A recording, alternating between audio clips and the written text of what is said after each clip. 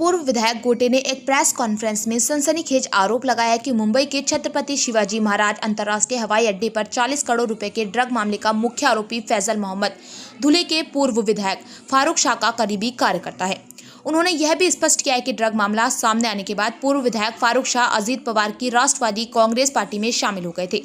पूर्व विधायक गोटे ने प्रेस कॉन्फ्रेंस में ही ड्रग मामले के मुख्य मास्टरमाइंड और पूर्व विधायक फारूक शाह के साथ एक तस्वीर वायरल की।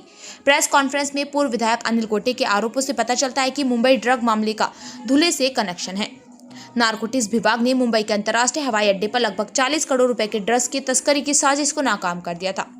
पूर्व विधायक अनिल पाटिल ने प्रेस कॉन्फ्रेंस में बताया कि नारकोटिक्स विभाग की जांच में पता चला है कि इस मामले का मुख्य मास्टरमाइंड फैजल मोहम्मद है। पूर्व विधायक गोटे ने पूर्व विधायक फारूक शाह और ड्रग मामले के मुख्य मास्टरमाइंड फैजल मोहम्मद के साथ एक तस्वीर वायरल की। इसी मामले के चलते अनिल गोटे के ये आरोप सामने आए हैं कि धुले का संबंध मुंबई ड्रग मामले से है।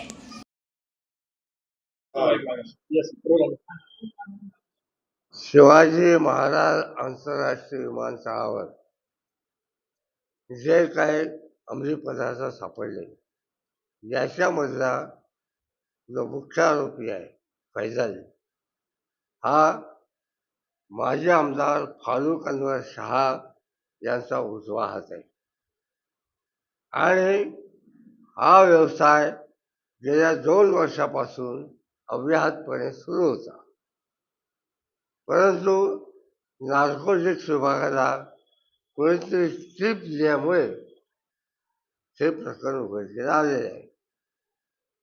माझी शासनाकडे मागणी आहे की हे प्रकरण इतकं सोपं नाही, आंतरराष्ट्रीय पातळीवर याचे संबंध आहेत आणि याची जरी परदेशातली किंमत 40 कोटी रुपये असली तरी आपल्या देशातली किंमत 120 कोटी रुपयापेक्षा जास्त आहे।